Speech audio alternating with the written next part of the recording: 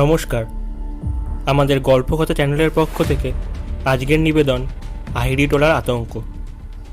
গল্পটি লিখেছে অর্ণব। গল্প পাঠে কৃষাণু ও অর্ণব। গল্পের সূত্রধার কৃষাণু। শুরু হচ্ছে আহিরিটোলার আতঙ্ক।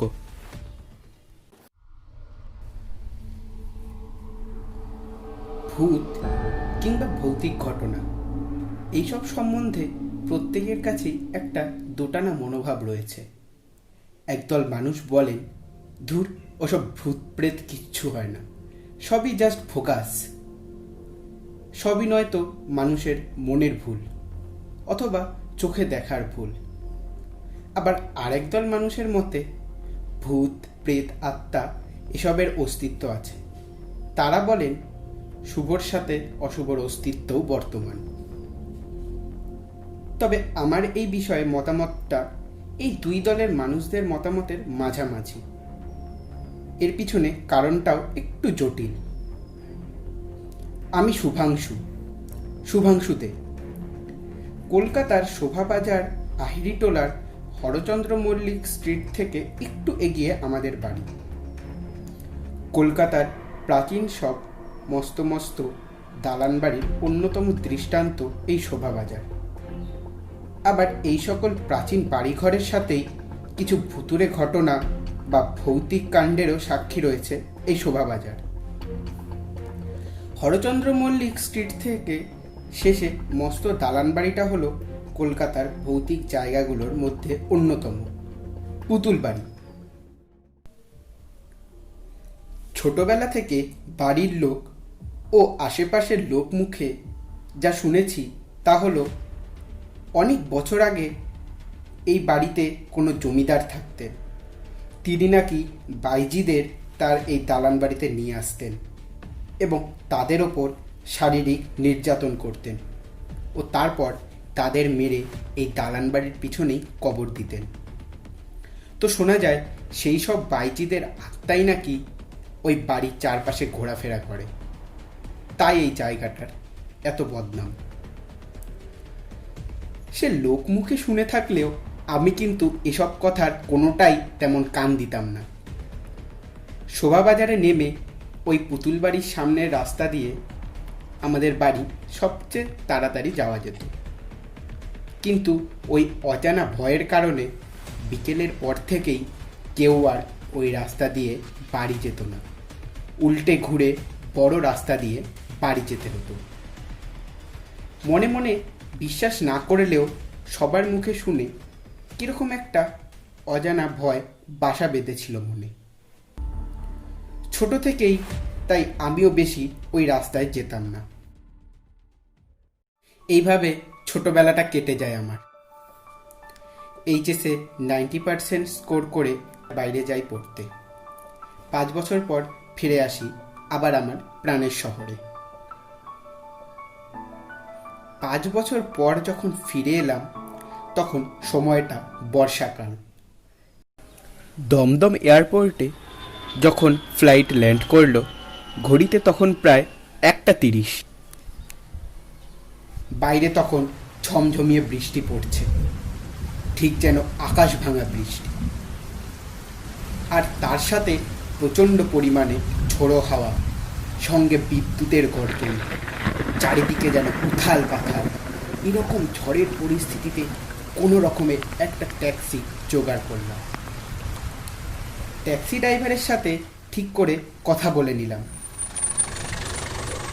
ভাই শোভাবাজার হরচন্দ্র মল্লিক স্ট্রিট যাবেন? হ্যাঁ দাদা, যাবো, আসুন, উঠে বসুন। দেখুন, একেবারে বাড়ির সামনে অবধি নিয়ে যেতে হবে, কিন্তু এই যা বৃষ্টি তাতে ছাতাতে তো মানবে না মনে হচ্ছে। সেই মতো গাড়িতে তেল আছে তো আপনার? আর মাঝপথে গাড়ি থেমে যাবে না তো? না না দাদা, গাড়ি একদম ঠিক আছে, আপনি উঠে বসুন, নিয়ে যাচ্ছি।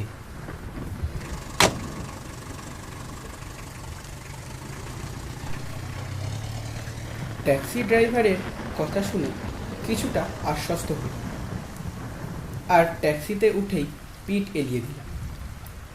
জার্নির ক্লান্তিতে একটু পরেই চোখটা লেগে গেল। কিছুক্ষণ পর হঠাৎ ট্যাক্সিটা থেমে যেতেই ঘুম ভেঙে গেল। ঘুম ভেঙে দেখি এখনো বৃষ্টি থামেনি, আর মাঝ রাস্তায় গাড়ি থেমে গেছে। এখনো বাড়ি যেতে অনেকটা রাস্তা বাকি। ট্যাক্সি ড্রাইভারকে বললাম, কি হলো দাদা, আপনি যে বললেন গাড়ি থামবে না, তো এখন গাড়ি দাঁড়িয়ে গেল কেন? কি জানি দাদা, মনে হচ্ছে গাড়ি ইঞ্জিনে কোনো প্রবলেম হয়েছে, কিন্তু এখন তো মেকানিকও পাবো না এই বৃষ্টির মধ্যে। আপনাকে মনে হচ্ছে হেঁটেই যেতে হবে, এই বৃষ্টি বাদলার সময় এই হয়। সে না হয় বুঝলাম, কিন্তু আমি এখন বাড়ি কি করে যাব? এই বৃষ্টিতে তো হেঁটেও যেতে পারবো না। ট্যাক্সি ড্রাইভারের হঠাৎ চোখ গেল দূরের এক শেডের দিকে। ও বলল, দাদা ওই দেখুন, ওখানে একটা রিক্সা দাঁড়িয়ে আছে, ওটাই যেতে পারবেন। ট্যাক্সি ড্রাইভারের কথা মতো আমিও দেখতে পেলাম রিক্সাওয়ালাকে, কিন্তু দেখে একটু অবাকই হলাম। এই আকাশ ভাঙা বৃষ্টিতে, যেখানে চারিদিকে একটাও জনপ্রাণী নেই, কোনো গাড়ি ঘোড়াও নেই, তার মধ্যে মাত্র একজন রিক্সাওয়ালা এভাবে রিক্সা ধরে গামছা মুখে দিয়ে বসে রয়েছে। যাই হোক, অগত্যা ট্যাক্সির ভাড়া মিটিয়ে এগিয়ে গেলাম রিক্সার দিকে। এখনো বৃষ্টির তেজ একটুও কমেনি, ছাতাতেও কিছুই মানছে না। রিক্সাওয়ালাকে ডাকতেই সে মুখ থেকে গামছা সরালো। দেখে মনে হলো আমার মতো বয়সেরই, তবে শরীরের অবস্থা দেখে মনে হচ্ছিল না এই বৃষ্টির মধ্যে আমাকে রিক্সা সহ টেনে নিয়ে যেতে পারবে। কিন্তু আমার ডাক শুনে সে বলল, হ্যাঁ দাদাবাবু, বলেন কোথায় যাবেন, আমি এক্ষুনি পৌঁছে দিচ্ছি। আমি তাকে আমার বাড়ির ঠিকানা বলে দিলাম। তারপর সে বলল, সে তো এখানে, এই তো পুতুল বাড়ির সামনে দিয়ে 20 থেকে 30 মিনিটে পৌঁছে যাব। পুতুল বাড়ির নাম শুনতেই মনের অজানা ভয়টা আবার জেগে উঠল। রিক্সাওয়ালাকে বললাম এখান দিয়ে না গিয়ে বড় রাস্তা দিয়ে যেতে, কিন্তু সে তো শুনতে নারাজ। আরে বাবু, ওসব কিচ্ছু হবে না, কত বছর ধরে রিক্সা চালাচ্ছি। আপনি চলুন, এক্ষুনি পৌঁছে দেবো আপনাকে। এতটা জার্নির ক্লান্তিতে তখন আর তর্ক করতে ভালো লাগছিল না, তাই উঠেই পড়লাম তার রিক্সায় এবং সে চালাতে শুরু করল। কিন্তু একই অদ্ভুত এই শীর্ণকায় চেহারাটা নিয়ে এত বৃষ্টির মধ্যেও এত জোরে রিক্সা চালাচ্ছে কিভাবে সে? তাকে দেখে বুঝলাম তার শারীরিক গঠন দেখে যা মনে হয়েছিল তা নিতান্ত ভুল। ঝড়ের রাতে এই প্রতিকূল পরিবেশে রিক্সা সামলে যেন সহজেই চলছিল সে। 5 বছরে শহরটার অনেক পরিবর্তন হয়েছে। তা বাবু, আপনি কোথায় ছিলেন তোদের? কলকাতার বাইরে গেছিলাম পড়তে, আজ 5 বছর পর বাড়িতে ফিরছি। 5 বছর পর দেখছি শহরটাকে। হ্যাঁ বাবু, তা তো বদল হবে, কয়েকদিনের বদল হচ্ছে এই শহর, তা 5 বছরে তো আরোই হবে। কত বছর ধরে দেখছি এই শহরটাকে। তার কথাগুলো এমন বিজ্ঞের মতো শোনাচ্ছিল, যেন সে আমার থেকে বয়সে কত বড়। পথে তাকে জিজ্ঞেস করলাম, তা তুই কতদিন ধরে দেখছিস শহরটাকে? বয়সে তো মনে হচ্ছে আমার থেকে ছোট, তা এই বয়সে রিক্সা চালাচ্ছিস কেন? অন্য কাজ করতে পারিস না? পেটের দায় চালাই বাবু, সে কবে থেকে চালাচ্ছে, দেশ স্বাধীন হবার আগে থেকে। তখন তো এই শহর আরো অন্যরকম ছিল বাবু, কত টানা রিক্সাও ছিল, কত সাহেবী বাবুরা উঠেছেন আমার রিক্সায়। কথাটা শুনে প্রথমে যেন কেমন চমকে উঠলাম, সারাটা গা শিউরে উঠল। কি বলছে ও এসব? স্বাধীনতার আগে থেকে রিক্সা চালাস মানে? বয়স কত তোর? কী সব বকছিস? এইসব প্রশ্নে সে যা জবাব দিল তাতে আমি ভয়ে শিউরে উঠলাম। সে বলল, কত বছর হবে ঠিক জানি না বাবু, মনে নেই, তবে জন্ম ওই 1905-06 এরকমই কিছু মনে আছে। প্রথমে ভয়ে গা শিউড়ে উঠলেও পরে মনে মনে চিন্তা করে দেখলাম এ নিশ্চয়ই নেশাভান করে আছে, তাই হয়তো এসব ভুলভাল বকছে। তার মুখ থেকে গন্ধ বেরোচ্ছিল খানিকটা, আর হয়তো বা এই কারণেই এত জোরে রিক্সা চালাচ্ছিল সে। তারপর আর কথা বাড়ানো ঠিক হবে না দেখে চুপ করে গেলাম। বৃষ্টি থামার আর নামই নেই, ঝোড়ো হাওয়ায় যেন সব উড়ে যাবার জোগাড়। এর মধ্যেও ওই রিক্সা চালক কোনো ভ্রুক্ষেপ ছাড়াই সোজা রিক্সা নিয়ে এগিয়ে যাচ্ছে। কিছুটা যেতে হঠাৎ চোখ পড়ল তার পায়ের দিকে। ঝড়ের মধ্যে বিদ্যুতের ঝলকানিতে একটু ভুল হলো না আমার, দেখতে পেলাম তার পায়ের পাতা দুটো উল্টো, আর সেইভাবেই সে প্যাটেল করছে।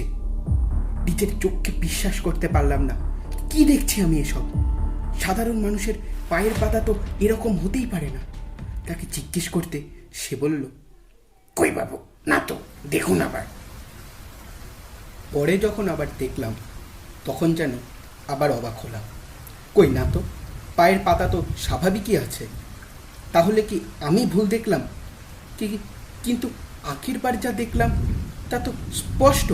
তবে এখন যেটা দেখছি সেটা কি নাকি চায়নির ক্লান্তি আর এই ঝড় বৃষ্টির মধ্যে আমি আগেরবার ভুল দেখলাম? কোনটা তাহলে? এসব ভেবে যখন নিজের মনকে শান্ত করতে পারছি না, তখন হঠাৎ একটা শব্দে আচমকা কেঁপে উঠলাম। কি কি হলো? আরে দাদাবাবু, কিচ্ছু হয়নি, ভয় পাবেন না। এই রিস্কার চেনটা পুরো ভেঙে গেছে দাদাবাবু, আর এগোনো যাবে না। আপনাকে এইটুকু মনে হচ্ছে হেঁটেই যেতে হবে। কি মানে, এখন আমাকে এত রাতে হেঁটে যেতে হবে? আর তো কিছু করার নেই দাদাবাবু, এখন তো এটা ঠিক করতে পারবো না সকালের আগে। একা হেঁটে যাওয়ার কথা ভেবে কেমন একটা ভয় লাগলো। তবে মন থেকে সাহস জুগিয়ে একটা ঢোক গিলে রিক্সা থেকে জিনিসপত্র নামিয়ে হাঁটতে শুরু করলাম সেই পুতুল বাড়ির রাস্তা দিয়ে। তখন বৃষ্টিটা একটু ধরেছে। পুতুল বাড়ির সামনে রাস্তা দিয়ে যেতে যেতে ছেলেবেলার কথাগুলো মনে পড়ে যেতে থাকলো। অজানা একটা ভয় যেন আবার জাগতে থাকলো মনে। সেসবকে ভুলে দ্রুত পায়ে বাড়ির দিকে এগোতে থাকলাম। কিন্তু হঠাৎ একটা শব্দ শুনে থমকে দাঁড়ালাম। একটা কান্নার শব্দ, একটা বাচ্চা মেয়ের কান্নার শব্দ। কিন্তু এত রাতে এই ঝড় বৃষ্টির মধ্যে বাচ্চা মেয়ের কান্নার আওয়াজ কোথা থেকে আসছে? কান্নার শব্দ শুনে আস্তে আস্তে সেই দিকে এগোতে থাকলাম। আস্তে আস্তে আওয়াজটা আরো বাড়ছে। আরো কিছুটা এগিয়ে ব্যাগ থেকে টর্চটা বার করে জ্বালালাম। সামনের দিকে ধরে বললাম, কে কে ওখানে? কে কাঁদছো? বাইরে এসো বলছি। কিন্তু কোনো সাড়া নেই। আর একটু এগিয়েই দেখলাম একটা ভাঙা দরজা। হালকা হাওয়াতেই সেটা খুলে গেল। আর তারপর টর্চের আলোয় যা দেখলাম তাতে আমার রক্ত হিম হয়ে গেল। এ তো একটা মেয়ে, বছর 10-12 হবে। দেহের অন্য সব গঠন ঠিকই আছে, কিন্তু কিন্তু এর মুখ কোথায়? 2 চোখের জায়গায় হাঁচড়ের দাগ, ঠোঁট, নাক, কান কিছুই নেই, শুধু একটা মাটির অবয়ব। তবে তবে কান্নার আওয়াজটা যে ভেসে আসছে সেটা কিভাবে? মুখের তো কোনো অস্তিত্বই নেই। কি ভয়ঙ্কর সেই দৃশ্য! এভাবেই সে কাঁদতে কাঁদতে আমার দিকে এগোতে থাকলো। ভয়ে যেন আমার ঠোঁট সরছিল না, সারা শরীর ভয়ে শিউরে উঠেছিল। সে ক্রমশ আমার দিকে এগোতে থাকলো। কোনো রকমে ব্যাগগুলো নিয়ে আমি প্রাণপণে ছুটলাম। কাউকে ডাকার জোরও যেন এখন আমার নেই। মুখ থেকে যেন কথা সরছে না। পড়ি কি মরি করে ছুটতে থাকলাম আমি। শরীরে তখন যেন শুধু ভয়ের শিহরণ। ছুটতে ছুটতে দেখলাম সেই রিস্কাওয়ালাকে। সে তখনও ওইখানেই বসে আছে যেখানে আমি নেমেছিলাম। দৌড়ে তার সামনে গিয়ে বললাম, ওখানে ওখানে কি হয়েছে দাদাবাবু, আপনি হাঁপাচ্ছেন কেন? ওখানে মেয়েটা, ওর মুখটা কি কি কি বিভৎস।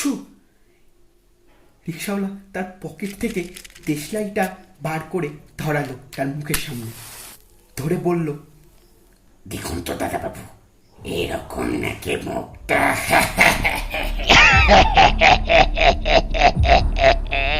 মুখের দিকে তাকিয়ে দেখলাম সেই ভয়ঙ্কর মুখ, দু চোখের জায়গায় হাঁচড় কাটার দাগ, ঠোঁট, নাক, কান কিচ্ছু নেই, সেই বিভৎস মুখ। কিন্তু রিক্সায় আসার সময় তো দেখিনি আমি এসব। তবে তবে এখন ওটা কি? ভয়ে যেন বাক্যহারা হয়ে পড়লাম, হাত থেকে টর্চটা পড়ে নিভে গেল। দাদাবাবু উঠুন, আপনার বাড়ি চলে এসেছে তো, উঠুন এবার। হ্যাঁ, কি হয়েছে? আপনার বাড়ি চলে এসেছে তো, উঠুন এবার, নামবেন না? আপনি তো ট্যাক্সিতে উঠেই ঘুমিয়ে পড়লেন। আপনাকে ক্লান্ত দেখাচ্ছিল তাই আর ডাকলাম না। আর মাঝপথে গাড়িটাও খারাপ হয়ে গেছিল, হয়তো ইঞ্জিনে জল ঢুকেছে, তাই জন্যই হয়তো, তাই আসতে দেরি হলো। ও তাই বলো। আচ্ছা এনো তোমার ভাড়াটা। ট্যাক্সি ড্রাইভারের ভাড়া মিটিয়ে দিয়ে বাড়ি চলে গেলাম। কিন্তু অনেক দিন ধরেই স্বপ্নটার কথা মাথা থেকে বেরোচ্ছিল না। কদিন পর খোঁজখবর নিয়ে জানতে পারলাম অনেক বছর আগে নাকি ওই রাস্তায় একজন রিক্সাওয়ালা ছিল। অল্প বয়সে একদিন নেশা করে রিক্সা চালাতে গিয়ে বাসের ধাক্কায় তার মৃত্যু ঘটে। কিন্তু ওই মেয়েটা, তার কারণ আজও আমার কাছে অজানা। তাহলে ওটা কি ছিল, স্বপ্ন নাকি সত্যি?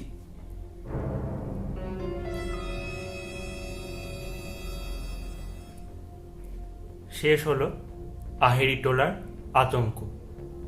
বন্ধুরা, গল্পটা ভালো লাগলে চ্যানেলটা অবশ্যই সাবস্ক্রাইব করবেন এবং গল্পটিকে একটি লাইক এবং শেয়ার।